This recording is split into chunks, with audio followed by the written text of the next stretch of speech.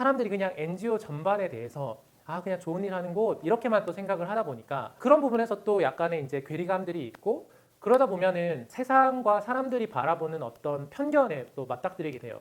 예를 들어 여러분 뭐 NGO에서 일하는데 NGO 대표가 막 엄청 비싼 차를 타고 정말 좋은 집에 산다. 그러면 어떻게 생각하시겠어요? 사실은 충분히 그럴 수 있거든요.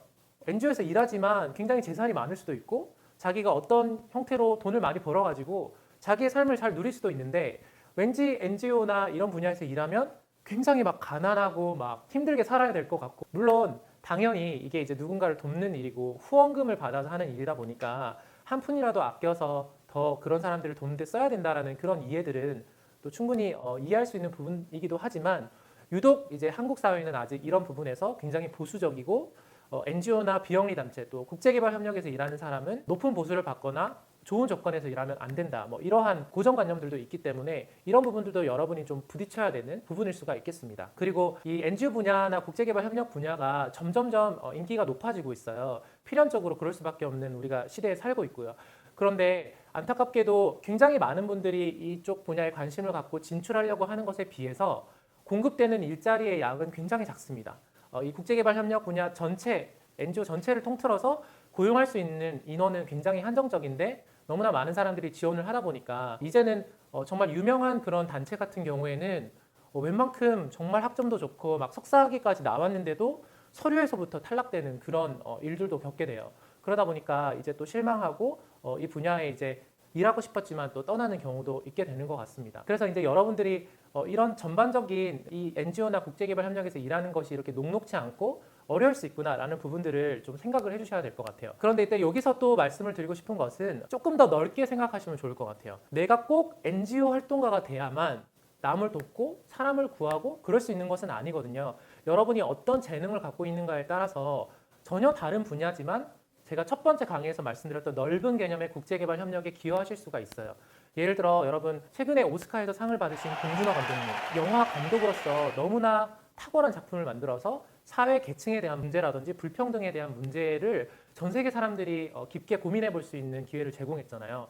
여러분이 예술적인 감각이 뛰어나다면 그런 분야로 진출할 수도 있겠죠. 그리고 나중에 더 나아가서는 그런 재능을 활용해서 NGO의 광고를 만들어 주신다거나 NGO 소개 영상을 만들어 주신다면 어떨까요? 예를 들어 스티브 잡스나 빌 게이츠 같은 기업가라면 탁월하게 제품을 만들고 기업을 세워서 굉장한 매출을 만들어내고 또 그것을 통해서 재단을 만들거나 또 많은 NGO와 협업해서 일하는 그런 케이스들도 볼 수가 있습니다.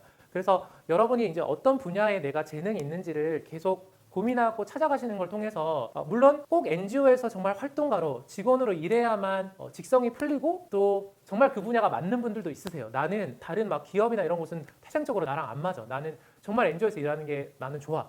이런 사람들도 있습니다. 그런 사람들은 당연히 또 이런 분야에서 일을 해야겠죠. 그래서 그런 것들을 이제 찾기 위해서 그런 게 나랑 맞는지 알기 위해서 자원활동이나 인턴십을 해보는 거예요. 그래서 실제로 겪어보시면서 이 NGO 업계는 이렇구나, 이런 게 좋고 이런 게 나쁘구나 이런 걸 알게 되시면 나중에 좀 더 객관적으로 선택을 하실 수가 있겠죠. 그런데 이제 저는 어쨌든 이 10년 이상 이제 이 국제개발협력이나 NGO에서 일하면서 저는 이 분야에서 일하는 게 너무너무 신나고 재밌고 또 행복한 사람 중에 하나거든요. 그럼에도 불구하고 왜 이 분야가 정말 매력적인지에 대한 이야기를 좀 드리고 싶은데 많은 사람들이 제가 이제 이 분야에서 오래 일하니까 또 이런 질문을 하세요. 허성용 대표님 NGO에서 막 활동을 오래 하시느라 뭐 힘들지 않으세요? 뭐 경제적으로 어렵지는 않으세요?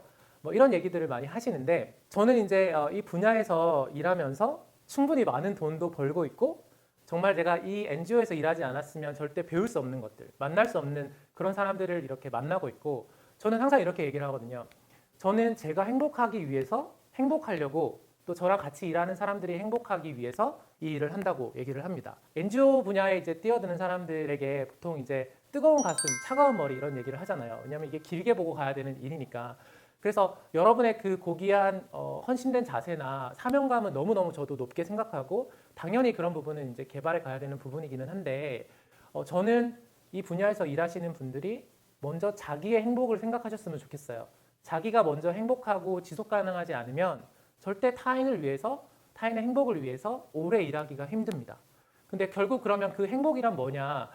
객관적인 수준에서 막 세상과 비교했을 때 정말 막 모든 조건이 좋고 그런 행복이 아니고 자기가 누군가를 위해서 산다라는 거, 자기도 행복하면서 타인을 위해서 산다라는 것에 대해서 깊이 고민하고 성찰하는 걸 통해서 자기 가치관이나 자기 세계관이 명확하게 정립되는 그런 과정이 사실은 선행이 되어야 돼요. 그리고 저는 감사하게도 탄자니아와 세네갈에서 활동했던 기관들이 저에게 그런 것들을 정립할 수 있는 시간이 되었습니다.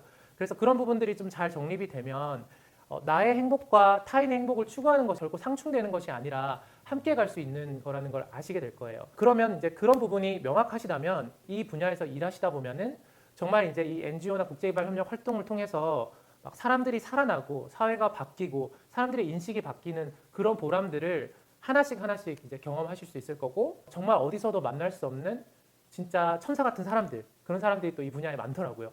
그런 사람들도 만나실 수 있을 겁니다. 자, 여러분 어떻게 그 NGO 분야에 대해서 조금 현실과 이상에 대한 이해를 넓힐 수 있으셨는지 모르겠어요. 시간이 짧다 보니까 제가 모든 얘기를 드릴 수는 없지만 제가 드린 이야기를 좀 생각해 보시면서 NGO에 대해서 차근차근 알아가시고 또 도전을 해가시면 좋겠습니다. 네, 잘 들어주셔서 감사합니다.